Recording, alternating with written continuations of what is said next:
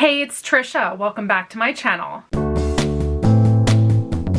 Today, I am bringing you my spoiler-free review for Nevernight by Jay Kristoff. Nevernight is about Mia, a young woman who is determined to get revenge against the people who destroyed her family when she was just a child. After barely escaping the fallout of her father's failed rebellion attempt, she spends years apprenticing just for the opportunity to apply to the Red Church. The Red Church is comprised of the deadliest assassins in the entire Republic. And if Mia can survive their teachings, her induction into the ranks of the Lady of Blessed Murder will bring her one step closer to the revenge that she seeks. So for this one, first I want to tackle a little bit about the writing and the structure of this novel. The writing in this story is absolutely beautiful. I was blown away by it, and there were parts that I really enjoyed, especially at the beginning where there are two moments in time that are paralleled by the same structure in the way that the story is told, and I thought that was so beautifully crafted. So there are moments in this book where it's just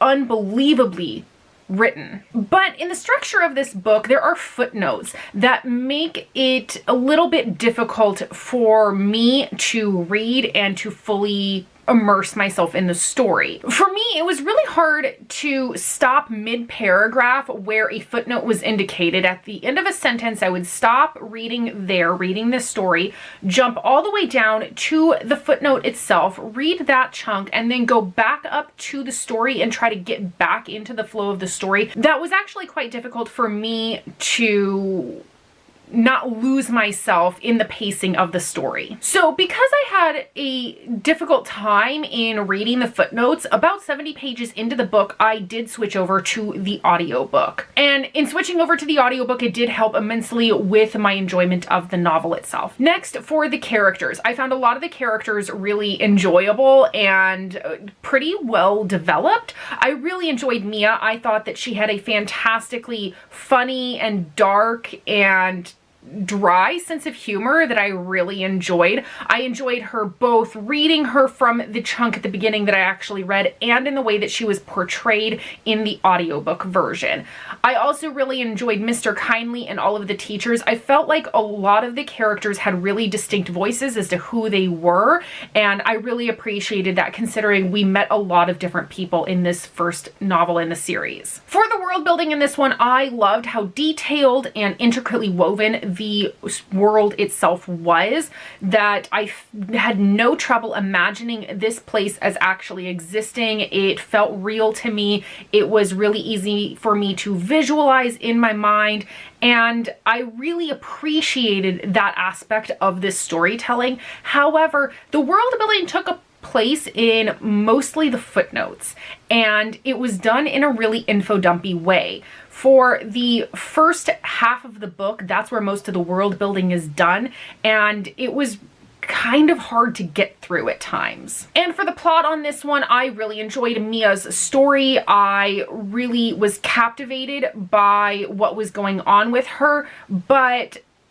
it was a little slow going at the beginning. The plot didn't quite pick up until the first 100-page mark. That's where it really started to pick up, and then by the 200-page mark it had picked up so much I was really invested.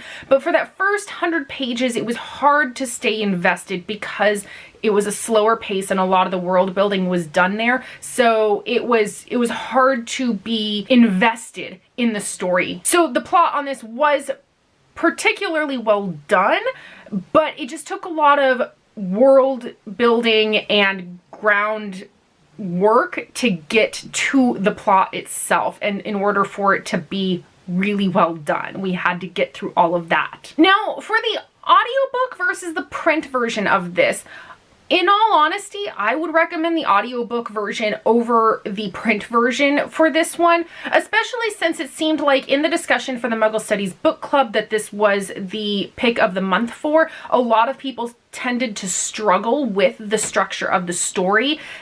I found that when I switched over to the audiobook, It really helped me immerse myself in the story. The characters all had distinct voices. It was less of a hindrance jumping from mid-story to footnote back to mid-story. It flowed a lot nicer. And while the narrator wasn't one of my favorite narrators of all time for audiobooks, I did really enjoy him, and I do think that he suited the style of the story itself. So I really do recommend the audiobook version, especially if you are struggling to get to the 100-page mark. If you find the beginning really bogged down, I say go for the audiobook on this instead of the print. Overall, I really enjoyed this book. I gave it 4 out of 5 stars, and I will be continuing with God's Grave for book 2, but I will be doing that in the audiobook version. I won't be reading the print version of that. I do recommend this book if you like fantasy books, especially adult fantasy books, that is adult in content, so it is much more violent than a YA book. There is a lot of language in here, and there are sexual scenes as well. So if you are hesitant on those, I would say be wary, but if those don't bother you, I highly recommend it. I highly recommend it if you like stories about revenge, about assassins, and things that take place in a school. I think that if you like those, this is a book that you should definitely consider looking into. All right, so that is it for my spoiler-free review for Nevernight by Jay Kristoff. Let me know in the comments down below if you've read this book, what did you think about it, and who is your favorite character? Because I really loved Mia and Mr. Kindly. I loved their relationship. I thought they were really fun to read about, especially how they became friends. And now is the perfect time, if you have not already done so, click that little subscribe button down below if you want to see more content from me in the future. And if you want to follow me elsewhere on the interwebs, I have all of my social media links in the description box down below. And I'll see you all in my next video. Bye!